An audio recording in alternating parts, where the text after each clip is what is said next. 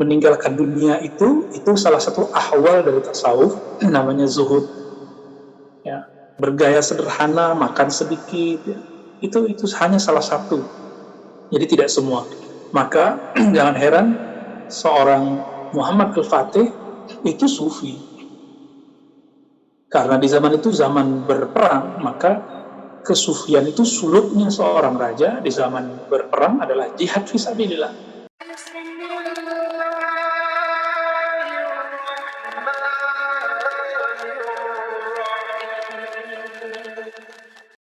Imam Abul Hasan Syadzili, jika yang datang kepada beliau seorang raja, beliau nggak pernah bilang, kamu berhenti dari kerajaanmu, kamu berhenti dari kekuasaanmu. Enggak. Ya, jika datang kepada beliau para tajir-tajir, orang-orang kaya, para pebisnis, beliau nggak pernah bilang, kamu tinggalkan bisnismu. Nggak pernah. Ya. Tapi beliau mengajarkan balancing, ya, keterseimbangan, bahkan mengatakan, jika kamu kaya, maka sulukmu adalah syukur.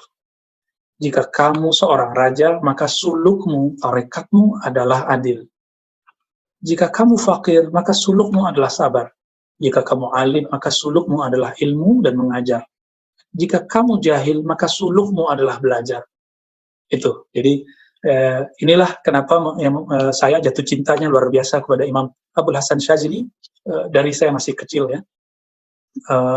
Di samping saya juga belajar ilmu tasawuf yang lain, Tarekat Naqsyabandi, Nasabaniyah, dan lain-lain.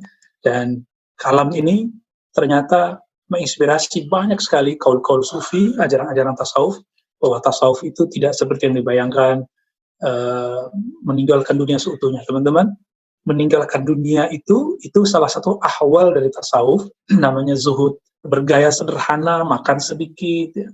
Itu hanya salah satu. Jadi tidak semua. Maka jangan heran seorang Muhammad Al-Fatih itu sufi.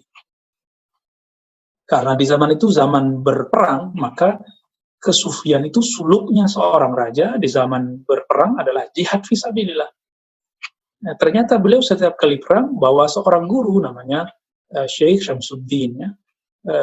Dikatakan bahwa beliau bertarekat Naqsyabandi Qadiri, wallahu a'lam, ya. Dulu di zaman Sayyidina Abdul Qadir Jilani, ada Salahuddin Al-Ayyubi berguru kepada Abdul Qadir Jilani dan muridnya Ibn Hudayb Al-Ban. Artinya apa?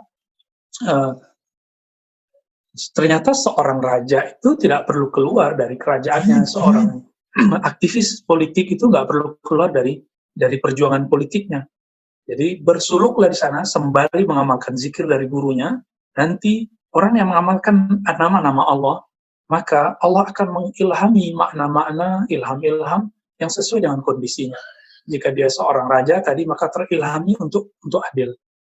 Jika dia seorang guru, maka dia akan terilhami untuk bijaksana. Nah, begitulah terus, ya, teman-teman semua. Jadi kalau ada sahabat, teman, atau anak Pak Mas yang aktif di politik, tapi dia bisa bersuluk dengan suluk yang adil, lanjutkan saja itu, ya.